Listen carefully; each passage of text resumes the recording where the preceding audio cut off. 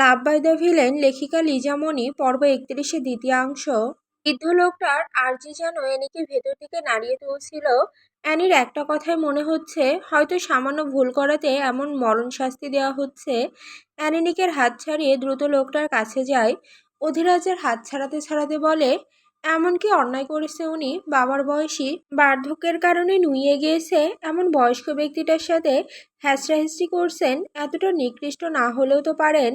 নিক এখনো নিজের হাতের দিকে তাকিয়ে আছে। অ্যানি তার হাতটাকে ঝটকা দিয়ে সরিয়ে দিয়েছে বারবার। একই দৃশ্য চোখে ভাসছে, শরীর কাঁপছে ভীষণভাবে। হাতটাকে মুষ্টিবদ্ধ করতে করতে শক্ত কণ্ঠে বলে, you will receive the punishment of crying over another man baby girl, and you will enjoy that punishment today. Is it not physical, only emotional harm? নিকের ভয়ঙ্কর গর্জনে অধীরাজ অ্যানি থেমে যায়। সবাই নিকের দিকে তাকায় ভয়াতুর দৃষ্টিতে। নিক ঘাড় ঘুরিয়ে অ্যানির দিকে তাকায়। চোখ দুইটা অসম্ভব লাল হয়ে আসে। অ্যানি নিকের দিকে এক পলক তাকিয়ে দৃষ্টি সরিয়ে নেয়। নিক নিচের ঠোঁট কামড়ে ধরে অ্যানির দিকে এগিয়ে যায়। ঝড়ের পূর্বাভাস অনুভব করে আরিশ নিকের হাত ধরে অস্ফুট স্বরে বলে, মেয়েটাকে প্রচুর দুর্বল দেখা যাচ্ছে, মনে হচ্ছে অসুস্থ। প্লিজ ভাই, আঘাত করিস না। নিক তির্যক চোখে তাকিয়ে চোয়াল শক্ত করে ফেলে। আরিশের কলার চেপে ধরে বলে, ওর দিকে তাকিয়েছিস কেন? আরিশ নিককে শান্ত করে বলে, তাকাইনি আমি, প্রথম অনাকাঙ্ক্ষিতভাবে চোখ গিয়েছে। সেই ধারণা থেকে বলছি, তোর বইয়ের দিকে তাকানোর সাহস আমার নেই। সে ধ্বংসাত্মক। মেয়েটাকে আরিশকে আর বলতে দেয়নি। নিক অ্যানির দিকে তাকিয়ে কর্কশ আওয়াজে বলে, সেটা আমি আর সে দেখে নিব। নিক আরিশকে এক ঝটকায় সরিয়ে দেয়। তীব্র ক্ষুব্ধতা নিয়ে অ্যানির হাতটা চেপে ধরে। অ্যানি ব্যথায় চোখ খিচে ফেলে। নিক সেই শব্দকে উপেক্ষা করে অধিরাজের দিকে তাকিয়ে ইশারা করে। অধিরাজ টেনে হিঁচড়ে লোকটাকে নিয়ে যেতে থাকে। লোকটা গলা ফাটিয়ে চিৎকার করে মিনতি করছে। অ্যানির মাথা ভনভন করছে। লোকটার চিৎকার তার আত্মা পর্যন্ত নাড়িয়ে দিচ্ছে। কিসের এত বর্বরতা, কিসের এত অহংকার? শুধু কি ক্ষমতা আর টাকা আছে বলে?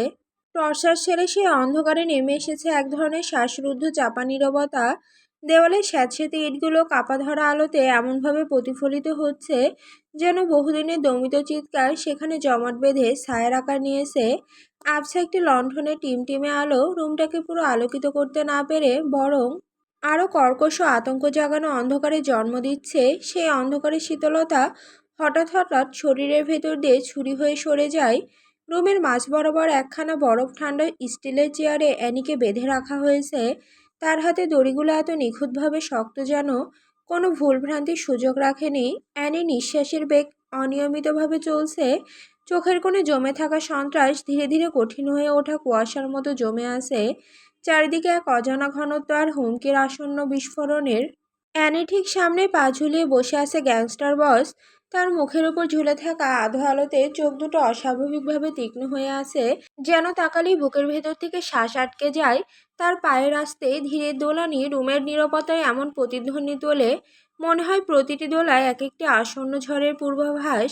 নিকের চোয়াল শক্ত হয়ে আছে, ঠোঁটের কোণে জমে থাকা রাগ থমথমে নীরবতার মধ্যেই ভয়ঙ্করভাবে ফুটে উঠছে। চেয়ারের উপরে সামান্য ঝুঁকে সে অ্যানির দিকে তাকায় এমন দৃষ্টিতে, যেখানে দৃষ্টিতে কোনো দয়া নেই, কোনো দ্বিধা নেই, আছে শুধু দাবিদারি, ক্রোধ আর নিঃসংকোচ আধিপত্য। নিকের নীরব রাগ যেন রুমের দেওয়াল ভেদ করে চারিদিকের বাতাসকে ভারী করে তুলছে। নিক অ্যানির দিকে ঝুঁকলে অ্যানি চোখ মুখ খিচে ফেলে। পুরোটা রুম অন্ধকার হয়ে আছে। চারপাশের পরিস্থিতি বুঝতে পারছে না, তবে অনুভব করতে পারছে কোনো এক ভয়ঙ্কর জায়গায় এসেছে সে। রক্তের টাটকা গন্ধ নাকে আসতে বাতাসের সাথে। মনে হচ্ছে যেন চারিদিকে শুধু রক্ত আর রক্ত, আর সে রক্তের সমুদ্রে বসে আছে।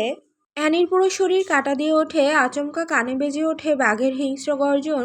পরমুহূর্তে ভেসে আসে কুকুরের ফুসফুস শব্দ।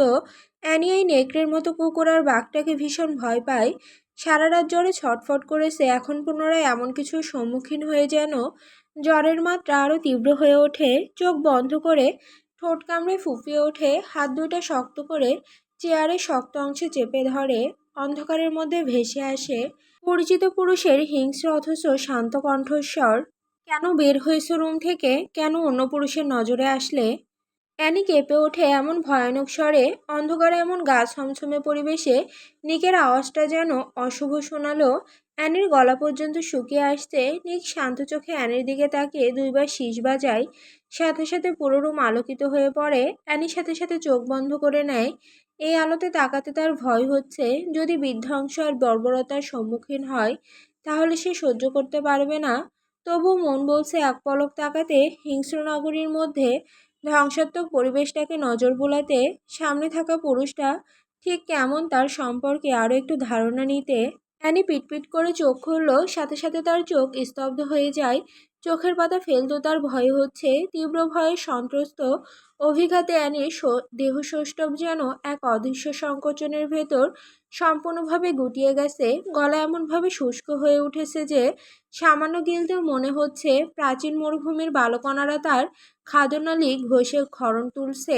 শ্বাস প্রশ্বাসের ছন্দ ভেঙে গিয়ে অনিয়মিতভাবে ক্ষীণ ও ভঙ্গুর হয়ে যাচ্ছে, যেন প্রতিটি শ্বাস টানায় এক দুঃসাহসিক অপরাধ, আর শ্বাস ছাড়াটাই শাস্তিযোগ্য। বিমর্ষী আর মতো ভয়ের শিরশিরানি জাগায়। হৃদস্পন্দন এত অস্বাভাবিকভাবে দ্রুত যেন হৃৎপিণ্ড নিজের খাঁচা ভেঙে বেরিয়ে আসতে চাইছে। কাঁপতে থাকা ধুক ধুক শব্দ বুকের গভীরতা থেকে গলার শিকড়ে উঠে এসে প্রতিটি শিরায় প্রতিধ্বনি করছে। আঙুলের ডগা পর্যন্ত ঠান্ডা শীতলতা নেমে গেছে বরফের মতো।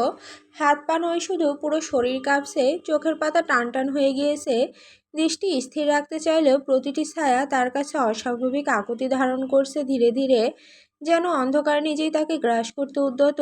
ঠোঁট শুকিয়ে গেছে, পায়ের পাতায় এক ধরনের নিস্পন্দতার চাপ। হাঁটুজোড়া অনিয়ন্ত্রিত কাঁপুনি তোলায় মেরুদণ্ড বরাবর এক টানা স্রোতের মতো আতঙ্ক নেমে যাচ্ছে। এমন ভয়ের প্রভাব অ্যানি হাঁপানি রোগীর মতো হাঁপিয়ে ওঠে, চিৎকার দিতেও ভুলে যায় সে। রুমটা বেশি বড় নয়, 12 হাত টাইপের একটা রুম, বিদঘুটে গা ছমছমে পরিবেশ, দেয়ালে রক্তের ছোপ ছোপ দাগ।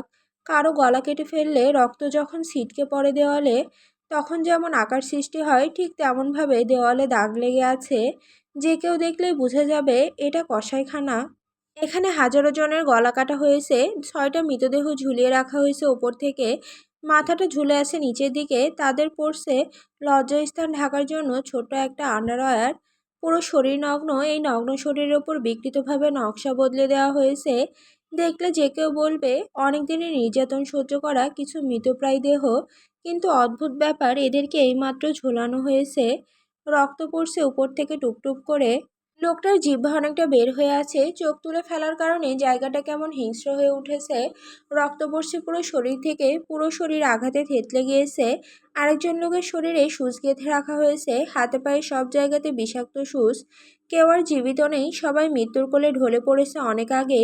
মৃত্যুটা হয়তো বেশি সময় হয়নি, হয়তো 10-20 মিনিটের ভেতরেই রুহটা ত্যাগ করেছে। অ্যানি আর তাকাতে পারল না, নাড়িভুড়ি উল্টে আসার উপক্রম হয়ে পড়ে। টর্চার ছেলে সেই দমবন্ধ আধারে জমে থাকা আতঙ্কের ঘন স্তর যেন একযোগে এনে শরীর ও মনের ওপর আঘাত হেনে তাকে সম্পূর্ণভাবে বিপর্যস্ত করে ফেলেছিল।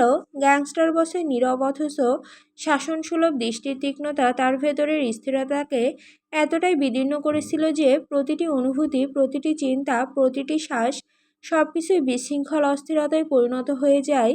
চারপাশে এমন বিকৃত দৃশ্য মাথা ঘুরে আসে। সেই প্রচণ্ড মানসিক অভিঘাতের ভারে অ্যানির পেটের ভেতরে আকস্মিক এক তীব্র মোচড় ওঠে। ভয়ের অনিয়ন্ত্রিত ঢেউ তার খাদ্যনালী বরাবর হিংস্রভাবে বেয়ে ওঠে, এসে তাকে শ্বাসরুদ্ধ যন্ত্রণায় ঠেলে দেয়। চোখের সামনে আলো ছায়া দুলে ওঠে, দৃষ্টিসীমা বিকৃত হয়ে যায়। আর সেই অস্থির মুহূর্তেই তার পেট গুলিয়ে গড়গড়ে উঠে আসা নিয়ন্ত্রণহীনভাবে পর মুহূর্তে সে বমি করে ফেলে। নিক যেন আগে থেকে এমন কিছুর আভাস পেয়েছিল। চোখের পলকে সে সরে যায়, অ্যানির দিকে তাকিয়ে নাক মুখ কুঁচকে ফেলে। অ্যানি এখন অসহায় ও দমচাপা কাঁপুনিতে ভেঙে পড়া এক সত্তার মতো। বমির তীব্রতা আর পরবর্তী জ্বালাধরা শূন্যতা তাকে আরও অস্থির আর দুর্বল করে তোলে। অ্যানির গলা শুষ্ক হয়ে যায় আগুনে পোড়া পথের মতো। প্রতিটি শ্বাসই যেন বেদনার সাথে আঁকড়ে ধরে তোলা কোনো বাধ্যতামূলক প্রচেষ্টা।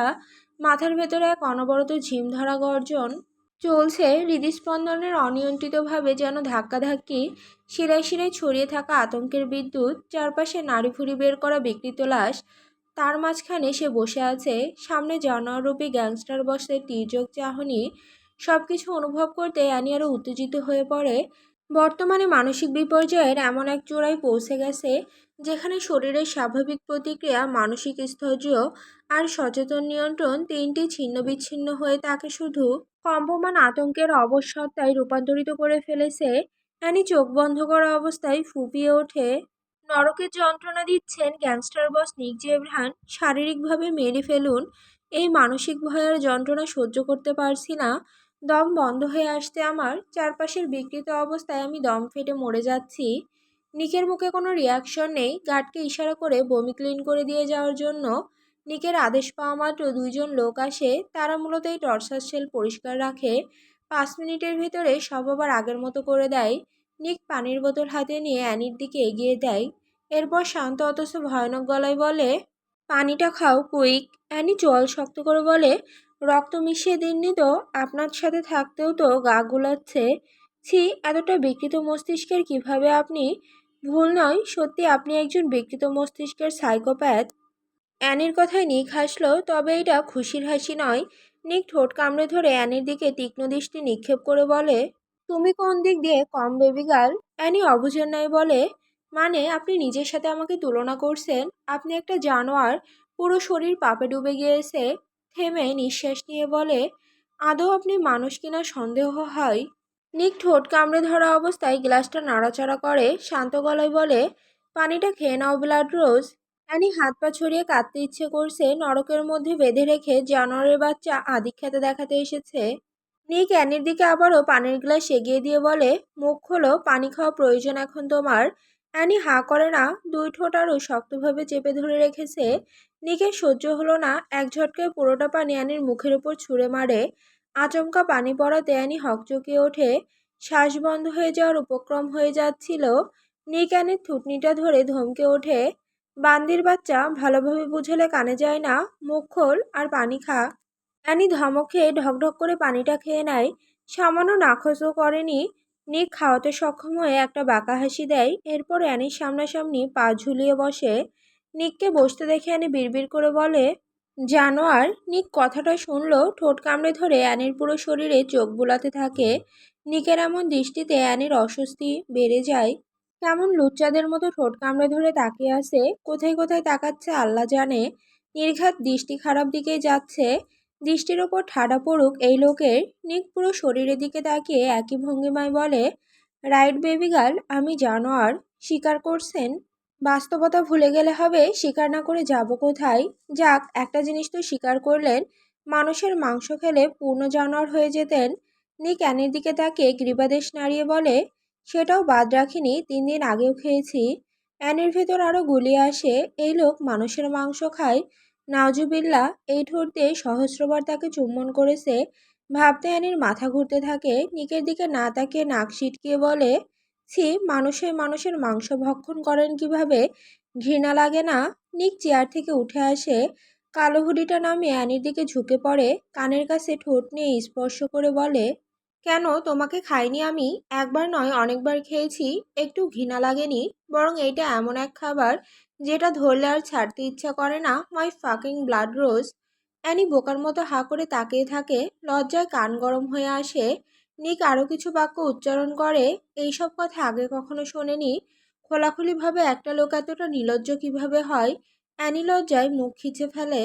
চুপ করুন, অসভ্য চিতাবাঘ। নিক সরে আসে অ্যানির কাছ থেকে। পুনরায় চেয়ারে বসে বলে, তুমি লজ্জা কেন পাচ্ছ বেবি গার্ল? জানোয়ারের ভক্ষণ হয়েছ তুমি। সেটা শুনে কান্না করা উচিত ছিল, অথচ তুমি লজ্জায় লাল হয়ে যাচ্ছ। ভালোবেসে ফেলেনি তো এই স্পর্শগুলোকে? অ্যানি তাচ্ছিল্য হেসে বলে, অনেক চালাক আপনি। আমি নয়, পুরো দেশ জানে এটা। তাই বোকা চিন্তা করে নিজেকে বোকা বানাবেন না। নিক ঠোঁট কামড়ে হেসে বলে, দ্বিতীয়বারের মতো রিপিট করছি বেবি গার্ল, নিজের অজান্তেই আমার প্রেমে ঠিক এতটা অন্ধ হবে যে আমার সামান্য অনুপস্থিতিতে তুমি আমার থেকেও বড় সাইকোতে পরিণত হবে। অ্যানি নিকের চোখে চোখ রেখে বলে, আপনার মনে হয় কোনোদিন আপনার প্রেমে পড়ব? মানুষ হয়ে মানুষের প্রেমে পড়া যায়, কিন্তু কোনো জানোয়ারের নয়। আর এই ইতিহাস তুমি ভাঙবে, তুমিও এক জানোয়ারের প্রেমে পড়বে। বললাম না, আমাকে পাওয়ার জন্য আমার থেকেও বড় সাইকোতে পরিণত হবে। অ্যানি কিছু বলতে গিয়েও থেমে যায়। তার পুরো মুখে পানি। হালকা শুকিয়ে গেছে, তারপরও বাকি পানিগুলোর ফলে কেমন যেন সুরসুরি লাগছে। এই কষ্টের মধ্যেও হাসি পাচ্ছে। অ্যানি রাগ দেখিয়ে নিকের দিকে তাকিয়ে বলে, হাত খুলে দিন, মুখ মুছবো, সুরসুরি লাগছে আমার। নিক কেমন অদ্ভুত নজরে তাকায়। অ্যানি চোয়াল শক্ত করে বলে, হয় নিজে মুছে দিন, নয়তো হাতের বাঁধন খুলে দিন। এখান থেকে পালিয়ে যাওয়ার সামর্থ্য আমার নেই, আপনিও জানেন। কাছে গেলে অঘটন ঘটে যাবে। কাঁদবে, ছটফট করবে, লাইট অফ হবে, অনেক কিছুই হবে। বাট পরিশেষে শাওয়ারের কাজে ভুগতে হবে। থেমে, কারণ এখানে ওয়াশরুম থেকে শুরু করে সব জায়গায় ক্যামেরা বসানো। অ্যানির ইচ্ছে করছিল হাত পা ছড়িয়ে কাঁদতে। এমন নির্লজ্জ লোক কীভাবে বানিয়েছে। মুখের কোনো ব্রেক নেই, যা ইচ্ছে বলে দেয় অসভ্যের মতো। অ্যানি চুপ হয়ে যায়। নিক গ্রীবাদেশ নাড়িয়ে বলে, রক্তে তোমার ফোবিয়া, রাইট বেবি গার্ল? অজানা থাকার কথা নয়, সব জেনেই তো এসেছেন আমার সম্পর্কে। এখন আবার প্রশ্ন করছেন কেন? কে তুমি? নিকের ঠান্ডা আর রহস্যময় গলায় কে তুমি, এই বাক্যটা অ্যানির ভেতরটা পর্যন্ত নাড়িয়ে তোলে। নিকের দিকে তাকে ঠোঁট ভিজিয়ে বলে, জানেন না আমার সম্পর্কে? অনেক কিছু অজানা, চাইলে 2 মিনিটের ভেতরে জানতে পারি। কিন্তু সাক্ষীর সামনে রেখে নিজে কেন কষ্ট করতে জানতে যাব? আপনি ভাবলেন কিভাবে সাক্ষী স্বীকারোক্তি দিবে? নিক রহস্যময়ভাবে হেসে বলে, সব কিছুই করবে গ্যাংস্টার বস, কাঁচা খেলোয়াড় নয় বেবি গার্ল। মায়ের আঁচলের ভেতরে বড় হয়নি সে। বছরের পর বছর নেকড়ের গুহায় যুদ্ধ করে আসা এক যোদ্ধা। 2 বছরের ভেতরে মাফিয়া সিংহাসনের মালিক হওয়া গ্যাংস্টার বস নিক জেব্রান। গ্যাংস্টার বস হয়ে যদি শয্যার সঙ্গীর পেট থেকে কথা বের করতে না পারি, তাহলে শত্রুকে প্রতিঘাত করব কিভাবে? অ্যানির চোখে পানি টইটম্বুর। রক্ষিতা থেকে আর শয্যা সঙ্গী বানান আলাদা হলেও অর্থ কিছুটা একই, যাকে বলে জাস্ট ভোগবস্তু। নিক অধরে হাসি ফুটিয়ে বলে, বিছানায় যে কেউ ঠাঁই পায় না বেবি গার্ল। আমার টিস্যুতে হাত দেওয়ার সাহস কারণেই সেখানে তুমি আমার রুমে থাকছো। যতবার পালাবে ঠিক খুঁজে বের করে ফেলবো। হাতে শক্ত করে বাঁধার ফলে ব্যথা পাচ্ছে সে। ব্যথায় ছটফট করে বলে, এইবারও ঠিক খুঁজে নিয়েছেন আমাকে। কি চাই এখন? 3 দিন ধরে মরণ যন্ত্রণা সহ্য করছি, শরীরটা চাচ্ছেন না কেন? নিক রাগ নিয়ন্ত্রণের জন্য কপাল ঘেঁষে ঠোঁট কামড়ে অদ্ভুতভাবে হেসে বলে, ফিজিক্যাল অ্যাটাচের মাধ্যমে যদি শাস্তি দেওয়া যেত, তাহলে ট্রাস্ট মি ব্লাড রোজ, প্রতিটা সময় তোর ছোট্ট শরীরটা আমার শক্তপোক্ত দেহের নিচে পিষে যেত। এই শরীরটা আমি চাইলে প্রথম রাতে কামনা মিটিয়ে টিস্যুর মতো ছুঁড়ে ফেলে দিতাম। বারবার সতীত্ব হারানো যায় এমন নিয়ম থাকলে বারবার তুমি ফার্স্ট হতে। অ্যানি দৃষ্টি এদিক সেদিক ঘোরায়, ঠোঁট ভিজিয়ে বলে, কলঙ্কিত তো করেছেন। কিভাবে? রক্ষিতা বানিয়ে। নিকের চোখের রং চেঞ্জ হতে থাকে। এমনি রাগটাকে কন্ট্রোলে রেখেছিল কিছুক্ষণ, কিন্তু এখন আর পারল না। গ্যাংস্টার বস বসা থেকে উঠে অ্যানির চুলের মুঠি শক্তভাবে চেপে ধরে। চুলে চাপ প্রয়োগ করে বলে, শালি মাদারফাক। রক্ষিতা শব্দটা ভালো লাগে শুনতে। রক্ষিতার মতো ট্রিট করেছি আমি তোকে, শুয়োরের বাচ্চা বল। অ্যানি চোখের পানি ছেড়ে বলে, নিজেকে নিজে প্রশ্ন করুন, আমার জায়গায় যদি আপনি থাকতেন তাহলে কেমন হতো? আপনি বলেছেন আমি আপনার রক্ষিতা, ভুলে যাবেন না নিক জেব্রান। কলঙ্কের কালিমা আপনি লেপ্টে দিয়েছেন। বিয়ে ছাড়া আমার নগ্ন বডি দেখেছেন, সেটার ভিডিও ধারণ করেছেন। শরীর কাটা দিয়ে উঠে এইসব মনে হলে নিকানের চোয়ালটা শক্তভাবে চেপে ধরে বলে, সারাদিন আমার দোষ খুঁজে বেড়াস। এখন এত বোকা কেন তুই? নগ্ন ভিডিও দেখিয়েছি আমি তোকে একবারও? না। তাহলে কেন বললে আমি ভিডিও করেছি? আপনি নিজে বলেছেন। বিশ্বাস করে সব থেকে বড় ভুল করেছো বেবি গার্ল। মিথ্যে ব্ল্যাকমেল ছিল এটা। তোর শরীরে কলঙ্ক লাগাতে চাইলে যেদিন কিনেছিলাম ঠিক সেদিন পুরুষত্ব জাহির করতে পারতাম। হাজারো পুরুষের লালসার হাত থেকে বাঁচাতাম না। এইসব ফাকিং কাজ করতে গিয়ে নিজেও বিরক্ত হয়েছি। কেন করেছি তোর জন্য এত সব? কেন? অ্যানি আচমকা অস্ফুট আওয়াজে বলে। নিক কিছুক্ষণ চুপ থেকে বলে, কায়েতকে হারানোর জন্য। কি আছে তোর মধ্যে কে জানে। জঙ্গলের কালারের মতো 2টা চোখ আর দবদবে বোয়াল মাছের মতো সাদা চামড়া। গুণও নেই, বলদের মতো রিয়াক্ট করতে জানে শুধু। কি দেখে তোকে নিলামে তুলেছিল ওপরওয়ালা ভালো জানেন। নিজেরা কামড়াকামড়ি লেগে দিয়েছে। এক সময় বন্ধু ছিল, এখন আমার জাতশত্রু হয়ে বসে আছে বাইনচোদ। নিজের রূপের এমন প্রশংসায় অ্যানি চোয়াল শক্ত করে বলে, প্রশংসা করতে না পারলে কাউকে বর্ণনা করবেন না। নিজেও তো বোয়াল মাছের মতো ধবধবে ফর্সা, বিড়ালের মতো 2টা চোখ, ঘাড় পর্যন্ত চুল যেমন পাগলদের থাকে। জেল দিয়ে সেট করা থাকলেই হিরো মনে হয় না। কি দেখে আপনার উপর সবাই ক্রাশ খায় উপরওয়ালা ভালো জানে। জানোয়ারের মতো হৃদয় আর কুম্ভকর্ণের মতো শরীর। নিক তির্যক চোখে তাকিয়ে বলে, আমি এত কুৎসিত, অথচ আমি যখন কাছে যাই তখন শ্বাসের গতি এত দ্রুত চলে কেন? একদম যখন মিশে যায় তখন তো শ্বাস পাল্লা দিয়ে মাপা হলে পাল্লাও ভর সহ্য করতে পারবে না। অ্যানি চোখ মুখ খিচে ফেলে। বাজে কথা থেকে বিরত থাকুন। অ্যানি চোখ তুলে নিকের দিকে তাকিয়ে বলে, আপনি আমাকে আগে থেকে চিনতেন? ভুলেও সেদিন হারানোর জন্য আমাকে কিনে নিয়ে আসেননি। সত্যি করে বলুন, আপনি চিনতেন আগে আমাকে? আমি যেদিন পাচার হয়েছিলাম তখন একজন ব্যক্তির ভয়ানক গলা আমি শুনেছি, ঠিক আপনার স্বর হুবহু। আপনি সেদিনও আমাকে দেখেছেন। সবার থেকে আমাকে আলাদা একটা রুমে রাখা হয়েছিল, যেটা দেখলে একদম বোঝা যায়নি এটা পাচার কেন্দ্রের রুম। সবথেকে বড় কথা, নাভিদ ভাইয়ের সাথে আপনার কিসের সম্পর্ক? উনি কিভাবে চেনে আপনাকে? আমাকে সাহায্য করেছে জেনেও জানে মারেননি কেন? অ্যানি প্রশ্ন করতে করতে হাঁপিয়ে ওঠে। নিক ঠোঁট কামড়ে ধরে তাকিয়ে আছে। নিককে শান্ত থাকতে দেখে অ্যানি নিঃশ্বাস টেনে বলে, দেখুন, শরীরের কন্ডিশন আমার এমনিতেও ভালো নয়। যে কোনো সময় মরেও যেতে পারি। যতটা শক্ত দেখাচ্ছি ততটা শক্ত নই আমি। মানসিকভাবে আমি ট্রমাতে চলে যাচ্ছি। শারীরিকভাবে আমি মরে যাচ্ছি ধীরে ধীরে। এতটা দুর্বল অনুভব করি যে দাঁড়াতেও কষ্ট হয়। তবুও আপনার সাথে শক্তি দেখাই শুধুমাত্র সুস্থভাবে বাঁচার জন্য। এই আঘাত, এই যন্ত্রণা, এইসব মানসিক আঘাত, চারপাশে বিকৃত দৃশ্য আর নিতে পারছি না। শরীর এখনো গোলাচ্ছে। বহু কষ্টে শক্ত হয়ে বসে আছি। মরার আগে জাস্ট এটা জেনে যেতে চাই, আমাকে আগে থেকে চিনতেন কি না। 2 থেকে 1.5 বছর যাবৎ আমি কাটা মাথা আর কলিজা পাচ্ছি। তাও আবার পুরুষ মানুষের। ঠিক যতজন আমাকে বিরক্ত করেছে, পরের দিন বা পর মুহূর্তে আমার কাছে কাটা মাথার রক্তাক্ত কলিজার প্যাকেট এসেছে। প্রথমে ভয়ে অসুস্থ হয়ে পড়েছিলাম, বাজে স্বপ্ন দেখতাম।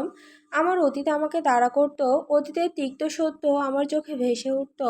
প্রথম 1 বছর ভয়ে শ্বাস ফেলতেও ভুলে গিয়েছি। পরে ধীরে ধীরে নর্মাল হয়ে আসি। পার্সেল আসলেও আর খুলে দেখতাম না, কারণ ধারণা হয়ে গিয়েছিল কি আসতে পারে, কে পাঠাতো এইসব। আপনি? অ্যানি দৃষ্টি নিকের দিকে। নিক সাবলীলভাবে উত্তর দেয়, প্রশ্ন করছো? ভয় করছে না? অ্যানি ঠোঁট বেজায়, লোকটা আবার রেগে গেল না তো? পর মুহূর্তে বাঁকা হেসে বলে, যার হাতে আমার সতীত্ব ধ্বংস হয়েছে তাকে সামান্য কথা জিজ্ঞাসা করতে ভয় পাবো কেন? নিজের স্বামীকে কেউ ভয় পায়? অ্যানি দুষ্টু হাসি। মুহূর্তে অ্যানির এমন ফুরফুরা পরিবর্তন নিকের কপালে ভাঁজ ফেলে দেয়। কথাটা তাকে নাড়িয়ে তুলছে বারবার। সে কি আদৌ ওই মেয়েকে নিজের স্ত্রী হিসেবে মানে? যদি না মানে, তাহলে এত ডেসপারেট কেন এই নারীর প্রতি? কন্ট্রোললেস করতে চাইছো? উত্তর জানতে চাইছি। উত্তর দেই না আমি। লোকের গলায় হাত চেপে ধরে প্রশ্ন করা আমার স্বভাব। সেম কাজটা আমিও আপনাকে করছি। স্ত্রী হয়ে স্বামীর কাছে উত্তর জানতে চাইছি, কে পাঠাতো এইসব মাথা? আপনার খুনের স্টাইল ঠিক একই রকম। চুপচাপ থাকা কি সম্মতি ধরে নেব? নিক গম্ভীর হয়ে বলে, অনেকজনকে মেরেছি। অ্যানি ঠোঁট চেপে শ্বাস টেনে সাহস জুগিয়ে বলে, আমাকে এখানে বেঁধে রাখার কারণ মানসিক যন্ত্রণা। অ্যানি চোখ বন্ধ করে বলে, আমার দিকে তাকালে আপনার কি সমস্যা ছিল? তখন তো আমি আপনার কেনা গোলাপ ছিলাম না, তাহলে ওদেরকে মেরেছেন কেন? নিকের চোয়াল শক্ত হতে থাকে ধীরে ধীরে। রক্ত দিয়ে হাত ধৌত করতে আমার বরাবর পছন্দ বেবি গার্ল। হালাল এখন করলেও চোখ দিয়ে কিনে নিয়েছিলাম আরও 2 বছর আগেই। আমি যে একবার চাই সেটা যে কোনো মূল্যেই পেয়ে ছাড়ি। আর সঠিক সময় আসলে ছিনিয়ে নেই। আমার জিনিসে কেউ তাকালে তার কলিজার মাথা কাটাটা স্বাভাবিক। অ্যানি ঘন ঘন নিঃশ্বাস টানে, ঘুরিয়ে পেঁচিয়ে বললেও অ্যানি বুঝেছে সবটা। মাথা ভন ভন করছে তার। সামান্য তাকানোর জন্য এমন বীভৎস মৃত্যু দিতে হাত কাঁপেনি? তোমার হাত কাঁপেনি নিজের চাচাকে 80টা টুকরো করতে? অ্যানি থমকে যায়, স্তব্ধতার ন্যায় নিকের দিকে তাকায়। নিক শব্দ করে পৈশাসিকভাবে হেসে ওঠে। অ্যানি জড়তা নিয়ে বলে, কিভাবে জেনেছেন? অজানা নয় কোনো জিনিসই। নিজের চাচাকে কিভাবে মেরেছো? হাত কাঁপেনি? আমার থেকেও বড় সাইকোপ্যাথ তো তুমি বেবি গার্ল। ভালো মেয়ে ভাবতাম, অথচ তুমি। অ্যানির আগে গর্জে ওঠে, কি খারাপ মেয়ে? হ্যাঁ, খারাপই তো। সম্মানের জন্য কখনো লড়াই করেছেন নিক জেব্রান? এই সৌন্দর্য আমার জন্য অভিশাপ। আত্মহত্যা যদি মহাপাপ না হতো, তাহলে আমি আনাস্তাসিয়া অ্যানি সেদিনই নদীতে ঝাঁপ দিতাম, যেদিন আমার জন্মদাত্রী আর জন্মদাতা আগুনে পুড়ে মারা গিয়েছিল। আপনারা হাজারো নারীকে দিয়ে ব্যবসা করান, হাজারো মায়ের বুক খালি করেন।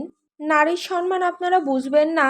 এই অভিশাপযুক্ত সৌন্দর্যের জন্য প্রচুর লড়াই করেছি আমি। একসাথে 4 জনের মাথাও কেটেছি। অ্যানি থামে, শ্বাস ফেলে বড় বড় করে।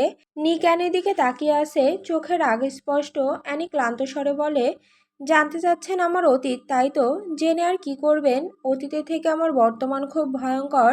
তবুও স্মরণ করিয়ে দিচ্ছি আপনাকে, আমি কিসের সাথে লড়াই করে এসেছি। জানতে যখন চাচ্ছে তখন এড়িয়ে যাব কেন? আনাস্তাসিয়া অ্যানি ইরানের রাজকন্যা ছিল, তার বাবা মায়ের রাজকন্যা ছিল। পূর্ণিমার রাতে হয়েছিল তার জন্ম। বাবা মায়ের ভালোবাসার ফলস্বরূপ আমার জন্ম হয়েছিল। খুশিতে আত্মহারা হয়ে পড়েছিল তার বাবা মা। বাবার মতো নীল চোখের অধিকারী আনাস্তাসিয়া অ্যানি মায়ের মতো লাস্যময়ী সৌন্দর্য পেয়েছিলেন, সব থেকে আকর্ষণীয় সোনালি লম্বা কেশ। ধীরে ধীরে হাসি তামাশা ভালোবাসার মাধ্যমে বড় হচ্ছিলাম, কিন্তু বিধাতা সেটা বেশি দিন টিকিয়ে রাখেনি। নিজের চাচার কুনজর পড়তে থাকে আমার ওপর। আমার মাকে প্রচুর নোংরা চোখে দেখতো। 9 বছরের আমি সব না বুঝলেও এইটা বুঝি নিজের চাচার দৃষ্টি খারাপ। আল্লাহ পাক এইটুকু জ্ঞান দিয়েছিল তখন। কার নজর কেমন সেটা নিয়ে ধারণা ছিল আমার। একদিন পাপা আর আম্মু ব্যবসায়িক পার্টিতে যাই। আমাকে যেতে বললে আমি মানা করে দেই। আমার আর জোর করেনি। পাপা আর আম্মু চলে যায়। খালি বাসা, কাজের মামুনি ঘুমাচ্ছে। আমি বাগানে খেলছিলাম, হঠাৎ নিজের চাচার আগমন ঘটে। কেমন দাঁত বের করে বিদঘুটেভাবে হাসছিল। আমি ছোট থেকে এই লোকটাকে ভয় পাই। কাছে গেলে কেমন অশালীলভাবে স্পর্শ করত। আম্মু মানা করেছে যাতে এই লোকের কাছে না যাই। আমাকে ডাকলেও আর যেতাম না। লোকটার কাছে না গেলে রেগে ভয় দেখাতো। আমি ভয়ে আম্মুকে জড়িয়ে ধরতাম। কিন্তু সেদিন আর রেহাই পাইনি। আমি লোকটাকে দেখে খেলা রেখেই দৌড় দেই বাড়ির ভেতরের দিকে। কিন্তু তার আগে লোকটা আমার চুলে ধরে ফেলে। আমি ব্যথায় চিৎকার করে উঠি। আমি ছাড়া পাওয়ার জন্য গলা ফাটিয়ে চিৎকার করতে থাকি। লোকটা পৈশাসিকভাবে হেসে আমার দিকে তাকিয়ে বলে, বাড়িতে কেউ নেই মামনি? গলা ফাটিয়ে চিৎকার করলেও কেউ আসবে না বাঁচাতে? আমি ভয়ে কান্না করতে করতে বলি, আমার ইঞ্জিন মামনি ভেতরে আছে, উনি পাপার কাছে নালিশ করবে আঙ্কেল। পাপা আপনাকে প্রচুর পানিশমেন্ট দিবে। কি বোকা ছিলাম আমি! যে লোকটা আমার দিকে কুলসিত দৃষ্টি ফেলে ইজ্জত লুটের জন্য এসেছে, তাকে তখনও আঙ্কেল সম্বোধন করছিলাম। শুয়োরের বাচ্চাটা তখন আমার কান্নায় গলেনি। চাচাজাতকে কলঙ্কিত করার জন্য আমার দিকে হাত বাড়িয়ে দেয়। একটা বন্ধ রুমের দিকে নিয়ে যেতে থাকে। আমি সর্বশক্তি দিয়ে হাত পা ছড়াছড়ি করে চেঁচাচ্ছি। তখনও বুঝতাম না আমার ইজ্জত লুট করতে নিয়ে যাওয়া হচ্ছে। শিশুসুলভ মন বলছিল আমাকে মেরে ফেলবে, তাই নিয়ে যাচ্ছে। এর মধ্যে ইঞ্জিন মামনি মানে আন্টি লোকটাকে পেছন থেকে জাপটে ধরে। উনি কাজের লোক হলেও আমি তাকে আরেকটা মা মনে করি। রাশিয়ান ছিল উনি, বাংলা বলতে পারতো না। ভাঙা ভাঙা ভাবে বলতো। আমি মামনি বলে কান্না করে উঠি। পুরুষ মানুষের শক্তির সাথে একটা নারী বরাবরই তুচ্ছ। প্রচুর ধস্তাধস্তি হয় মামনি আর কুত্তার বাচ্চাটার। মামনি আঘাতে রক্তাক্ত হয়ে পড়েছে, তবু আমাকে বাঁচাতে লড়াই করে যাচ্ছে। মামনির রক্ত দেখে কাঁদতে ভুলে যাই। তখন হুট করে বড় একটা ভাব চলে আসে। আমার চুলে ক্লিপ ছিল, রাগে বাম হাতে ক্লিপ খুলে লোকটার চোখের মধ্যে ঢুকিয়ে দেই। লোকটা মোটেও এটার জন্য প্রস্তুত ছিল না। চোখ ধরে গলা ফাটিয়ে চেঁচিয়ে ওঠে। আমি সেদিকে না তাকিয়ে মামনির কাছে দৌড়ে যাই। কিছুক্ষণের মধ্যে আব্বু আসে। এমন তছনছ অবস্থা দেখে প্রচুর অবাক হয়। নিজের ছোট ভাইকে কাতরাতে দেখে ভ্রাতৃস্নেহ কান্না করে চেঁচিয়ে ওঠে। অথচ আমার বাবা তখনও জানেনি তার মেয়েকে কলুষিত করতে চেয়েছিল।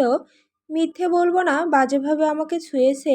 যে জায়গায় স্পর্শ করা বারণ ছিল সেখানেও বাদ দেয়নি। মামুনি সব ঘটনা খুলে বলে। পাপা সেদিন জানোয়ারটাকে প্রচুর মেরেছে। মার খেয়ে জ্ঞান হারিয়ে ফেলেছিল। আম্মুর যেন এতদিনে জমিয়ে রাখা রাগ কিছুটা কমেছে। লোকটাকে ছটফট করতে দেখে হাসি দেখেছি আমি। এরপর চলে যায় আরও 4 বছর। আমি 14 বছরের এক নাবালিকা। স্কুলে খবর যায় আমাদের বাড়িতে আগুন লেগে গিয়েছে। ভেতরে পুড়ে ছাই হয়েছে আমার বাবা মা। স্কুল থেকে চলে আসি। নিয়ে আসা হয় আমাকে। কান্না করতে করতে কতবার জ্ঞান হারিয়েছি তার হিসেব নেই। হঠাৎ দেখতে পাই চাচারূপী নরপশুটাকে হাসতে। কেমন অদ্ভুতভাবে আমার দিকে তাকিয়ে হাসছে। আমি সবাইকে বলেছি আমার বাবা মাকে এই লোকটা মেরেছে। এই লোকটা সেদিনকার মারের প্রতিশোধ নিতে ওদেরকে পুড়িয়ে দিয়েছে। আমাকেও কলুষিত করে ফেলবে। সেদিন শুধু পাপা আর আম্মুই মরেনি, সাথে ইঞ্জিন মাম্মাও ছাই হয়ে গিয়েছে। যেদিন আমার বাবা মা মরেছে সেদিন আমাকে সান্ত্বনা দেওয়ার নাম করে অশালীনভাবে বারবার ছুঁয়েছে। নিরুপায় আমি শুধু কাঁদছিলাম। আমাকে আমার পাপার বন্ধু গালিব আঙ্কেল নিয়ে আসে। কি আশ্চর্য, বাহিরের লোক, সামান্য আত্মার সম্পর্ক মাত্র, অথচ আমাকে মেয়ের মতো দেখতেন। অথচ নিজের চাচা দেখতে অশুভ নজরে। সেখানেও কেটে যায় 1 বছর। বাবা মায়ের মামুনির স্মৃতি ভাসতে থাকে। প্রতিশোধের আগুন জ্বলে ওঠে ভেতরে। এমন এক আগুন যেটা দিয়ে ছারখার করে দিতে ইচ্ছে করছিল সব কিছু। রাত 1টা পর্যন্ত ছুরি ধার করি। এরপর নিঃশব্দে বেরিয়ে যাই চাচার বাড়ির উদ্দেশ্যে। জানতাম এদিক সেদিক হয়ে গেলে জীবন নিয়ে আর ফেরত আসবো না। জানি না তখন এই সাহস কোথা থেকে জেগে উঠল। বরাবর ভীতু প্রকৃতির আমি অল্পতেই নরম হয়ে যাই। হেঁটে হেঁটে গিয়েছি চাচার বাড়ি। চুলগুলো ছিল খোলা, এই নীল চোখের গভীরতায় সবাই হারিয়ে যায়, কিন্তু এই চোখে সেদিন ছিল প্রতিশোধের আগুন। দরজার সামনে টোকা দিতেই দরজা খুলে দেয়। আমি শূন্য চোখে ভেতরে প্রবেশ করি। বাড়িতে কেউ ছিল না, একজন স্টাফ ছাড়া পুরো বাড়ি পিনপিন নীরবতা। দরজা খুলে দেখি চাচা উপুড় হয়ে ঘুমিয়ে আছে। দরজাটা নিঃশব্দে লাগিয়ে দেই। এরপর নিয়ে আসা বাঁধ নিয়ে শক্ত করে বেঁধে ফেলি। লোকটা মদ খেয়ে টাল হয়েছিল। শুধু তাই নয়, করছিল। আমি ছুরিটার মধ্যে চুমু খেয়ে ঘুমন্ত চাচার উপর ঝাঁপিয়ে পড়েছিলাম। এমনভাবে চেহারাকে বিকৃত করেছিলাম যে কেউ দেখলেও জ্ঞান হারাবে। মনের জেদ আর রাগ মেটাতে টুকরো টুকরোতে পরিণত করি। গণনা করে দেখলাম ৮০টা টুকরো। ব্যাস, শেষ করেছিলাম একজনকে। তবে সিক্রেট হলো, সেদিন স্টাফটাও আমাকে প্রচুর সাহায্য করেছে। নিক রাগে চোয়াল শক্ত করে ফেলেছে। আচমকা অ্যানির বাহু ধরে বলে, কোথায় কবর দেওয়া হয়েছে? অ্যানি পানির দিকে তাকিয়ে বলে, পানি খেতে চাই। নিক এগিয়ে দেয়। অ্যানি ঢকঢক করে খেয়ে বলে, কবর দেয়নি, মাংসটা সমুদ্রে ভাসিয়ে দিয়েছিলাম আর হাড্ডি গলিয়ে পুতুল বানিয়েছি, যাতে শুয়োরের বাচ্চাকে সবসময় আঘাত করতে পারি। যখন আমি অতিরিক্ত রেগে যাই তখন রাগ নিয়ন্ত্রণ করতে পুতুলের গায়ে আগুনের ছ্যাঁকা দিতাম। ব্যাস, আমার রাগ নিয়ন্ত্রণে চলে আসতো। নিক ঠোঁট কামড়ে হেসে বলে, very good baby girl, I feel so proud. ১,০০০ চুমু তোমার জন্য বরাদ্দ করলাম। অ্যানি শব্দ করে হাসলো। নিক গম্ভীরতা টেনে বলে, আমার খুন দেখে ভয় পাও কেন তাহলে? মাতালার সজ্ঞান দুইটা ব্যবধান আছে। আমি তখন প্রতিশোধের নেশায় ডুবেছিলাম। মারতে হাত কাঁপেনি, কিন্তু যখন সজ্ঞানে আসি তখন বুঝতে পারি কি করেছি।